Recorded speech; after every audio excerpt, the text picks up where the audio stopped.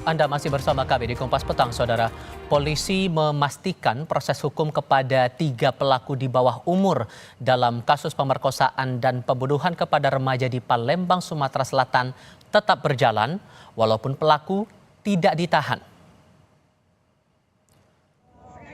Kapolres Tabes Palembang Kombes Haryo Sugihartono menyebut 3 pelaku sudah ditetapkan sebagai tersangka. Namun karena usia masih di bawah 14 tahun sehingga tidak bisa menjalani penahanan dengan pertimbangan faktor keamanan. Saat ini polisi menitipkan ketiga tersangka yang masih berusia di bawah umur itu ke panti rehabilitasi anak. Sementara 1 orang tersangka yang diduga otak pelaku kejahatan tetap ditahan di penjara. Jadi dengan kondisi usia yang ada.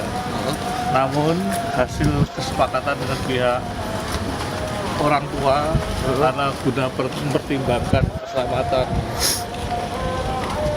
jiwa anak tersebut juga selaku pelaku tindak pidana, maka pihak keluarga memohon kita untuk membantu menitipkan atas permintaan keluarga di panti rehabilitasi anak yang ada di OI.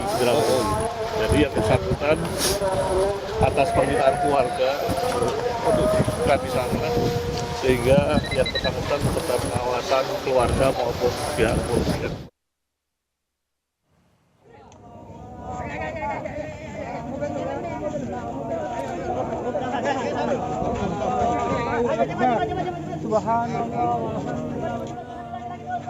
Di sisi lain, ayah korban AA meminta 3 pelaku oleh polisi tetap ditahan karena telah melakukan tindak kejahatan pemerkosaan hingga pembunuhan kepada anaknya. Ayah korban menilai kejahatan yang dilakukan para remaja kepada putrinya itu bukan kejahatan biasa yang dilakukan oleh anak di bawah umur.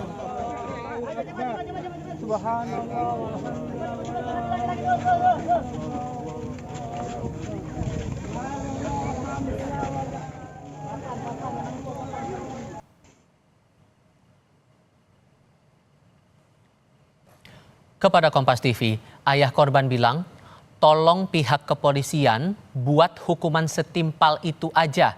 Tolong sekali lagi, saya dari lembaga manapun ada peradilan yang adil. Sebagai orang tua, seandainya 3 pelaku itu pulang, saya tidak sudi benar. Mana hukum kita? Pelaku memang anak-anak, cuma membunuh ada hukumannya loh. Anak orang loh itu, sedih sampai dicabulin.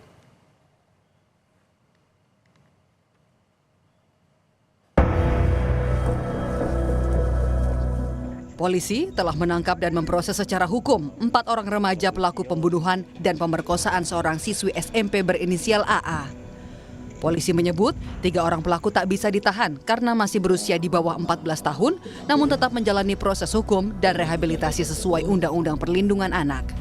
Sementara 1 pelaku yang merupakan mantan kekasih korban sudah ditahan karena berusia 17 tahun. Sejatinya bukan rehabilitasi, namun statusnya tetap tersangka.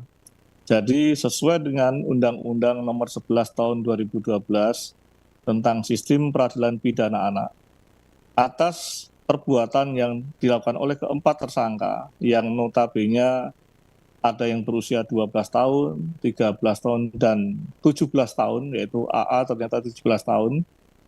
Dalam satu pasal, itu pasal 32, dijelaskan bahwasanya ketiga anak tersangka yang notabene di bawah 14 tahun tentunya tidak dapat kami lakukan penahanan di rutan kepolisian. Kriminolog anak Hanifah Hasna menilai kejahatan yang dilakukan 4 pelaku remaja ini merupakan kejahatan luar biasa. Selain menjalani proses rehabilitasi, pelaku juga harus menjalani proses hukum untuk memberikan efek jerah. Hanifah menilai kejahatan yang dilakukan 4 pelaku kepada seorang remaja bisa terjadi akibat terpapar pornografi.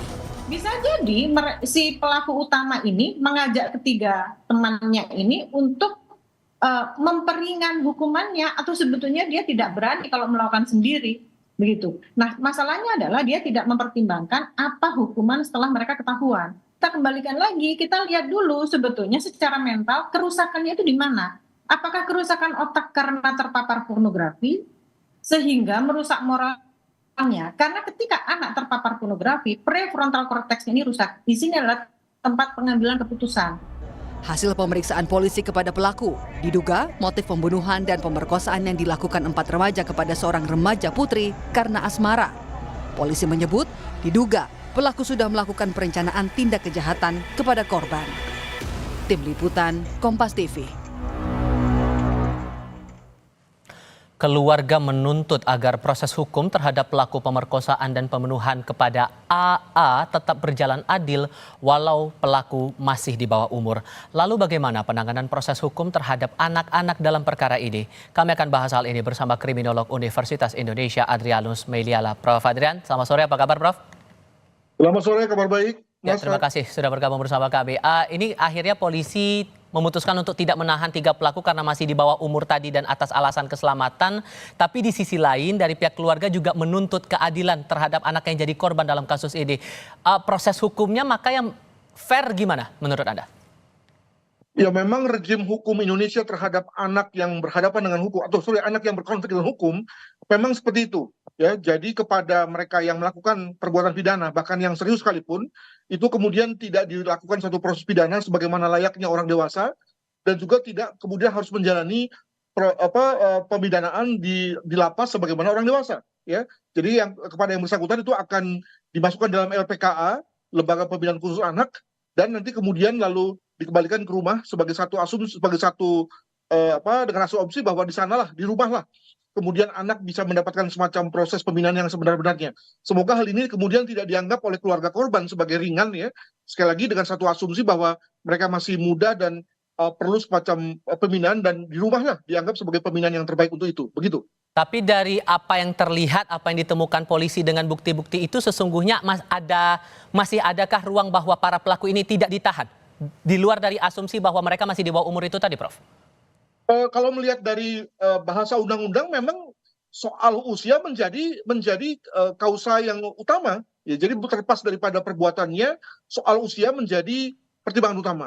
Itu yang pertama. Tapi kemudian tentu saja nanti dalam rangka putusannya, hakim bisa saja kemudian memerintahkan para terdakwa ini kemudian dimasukkan ke dalam LPKA tadi untuk beberapa lama, lalu kemudian keluar kembali ke rumah. Jadi tidak harus langsung ke rumah, tapi dimasukkan dulu dalam LPKA tersebut, begitu. Oke, melihat pelaku ini yang usianya masih di bawah umur dan imbas dari tontonan mereka dari konten pornografi itu kemudian sampai menghilangkan nyawa seseorang, Anda menganalisanya bagaimana kemudian seorang anak bisa berhadapan dengan hukum dalam perkara ini? Saya kira anak itu tergantung pada social circle, ya. Dengan siapa dia bergaul. Kalau dia bergaul dengan anak-anak yang boleh dibilang sebagai nakal juga, maka jadilah dia nakal. Mengapa demikian? Karena biasanya anak dalam usia-usia seperti itu amat menjadikan teman bermainnya sebagai referensi, sebagai acuan, bahkan sebagai model. Jadi saya bayangkan bahwa 3 anak yang masih di bawah umur itu menjadikan anak yang lebih tua sebagai model, sebagai leader, dan di pihak lain anak yang lebih tua ini juga kemudian membutuhkan kesetiaan, loyalitas dari anak-anak yang lebih muda.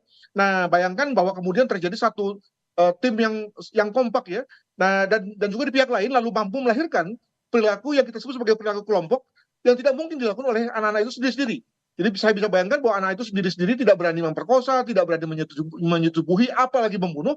Tapi karena dilakukan bersama-sama, maka lalu mereka menjadi berani, mampu melakukan hal-hal yang tidak bisa dilakukan oleh mereka sendirian. Begitu. Sampai ada niat dari pelaku untuk melampiaskan nafsunya kepada korban, setelah itu mereka membekapnya dan akhirnya membawa korban ke tempat yang terpisah. Apakah ini bisa dimaknai bahwa ada perencanaan yang dilakukan pelaku kepada korban?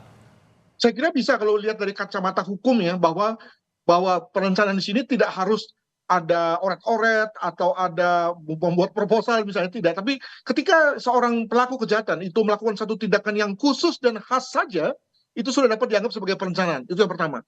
Yang kedua, sekali lagi ini juga membuktikan kasus bahwa seorang yang mampu berbuat kejahatan yang serius seperti pembunuhan dan pemerkosaan itu tidak harus jago dulu, tidak harus mahir dulu, tidak harus telah melakukan berbagai macam kejahatan terlebih dahulu, bahkan itu bisa dilakukan oleh mereka-mereka yang baru pertama kali melakukannya, masih di bawah umur, masih bau kencur, tapi ternyata mampu membunuh dan memperkosa. Ini mau mengatakan bahwa potensi kejahatan itu ada pada kita semua, tinggal kemudian menunggu saja untuk kemudian potensi itu menjadi aktual. Oleh karena itu maka perhatikanlah kepada siapa kita berteman, kepada siapa anak-anak kita berteman, karena itu amat mempengaruhi pada perilakunya kemudian. Bagaimana kemudian dengan beban pidananya dengan anak terlibat dalam 2 kasus pemerkosaan dan pembunuhan ini? Saya kira itu menjadi hal yang akan ditanggung oleh anak yang sudah berusia cukup umur yang sekarang ditahan. Tapi bagi mereka-mereka yang tidak cukup umur, maka saya kira akan menjalani masa pembinaannya, masa rehabilitasinya di LPKA. Soal kemudian berapa lamanya itu tentu terserah pada hakim anak yang akan mengadilinya. Demikian. Polisi juga mendapatkan fakta dalam pemeriksaan bahwa pelaku tidak menunjukkan rasa penyesalan setelah melakukan tindakan kejahatan seperti datang ke TKP, ikut dalam proses pemakaman. Anda merasa bahwa perlukah kiranya polisi untuk mendalami aspek kejiwaan kepada para pelaku ini?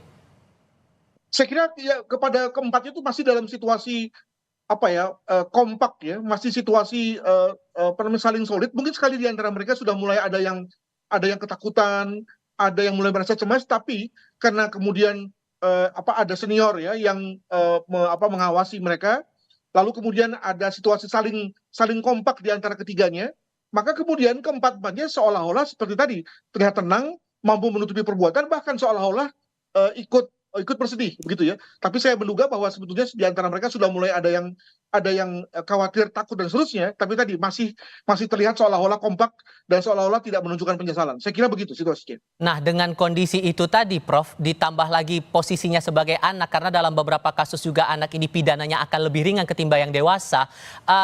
Tentu yang diharapkan sekarang dari pihak keluarga adalah hukuman seadil-adilnya, karena nyawa anak korban ini sudah hilang begitu gara-gara perkara ini. Apakah bisa didapatkan keadilan maksimal dalam perkara ini? Kalau keadilan maksimal itu dimaknai sebagai misalnya hukuman mati, hukuman seumur hidup, hukuman 20 tahun, saya kira tidak ya. Karena sekali lagi rejim hukum kita mau mengatakan bahwa kepada anak yang berkonflik dengan hukum itu kemudian kita anggap sebagai anak yang salah jalan, perlu direhabilitasi, perlu dibenahi, dan kita yakin bahwa memasukkan yang bersangkutan ke dalam penjara pada usia semuda itu akan makin membebani tidak hanya kepada yang bersangkutan, tapi juga kepada masyarakat. Masyarakat akan mendapatkan seorang dewasa nantinya yang lalu kemudian tidak bisa apa-apa dan juga kemudian menjadi beban bagi masyarakat. Maka kemudian lalu jalan untuk kemudian misalnya sebagai contoh membinanya di LPKA, lalu mengembalikannya ke rumah dan meminta kepada orang tua untuk membinanya adalah satu solusi yang oleh hukum dianggap sebagai terbaik bagi kita semua. Demikian. Oke, Prof. Adrianus Meliala, kriminolog dari Universitas Indonesia. Terima kasih banyak sudah berbagi perspektif bersama kami. Selamat sore, Prof. Terima kasih.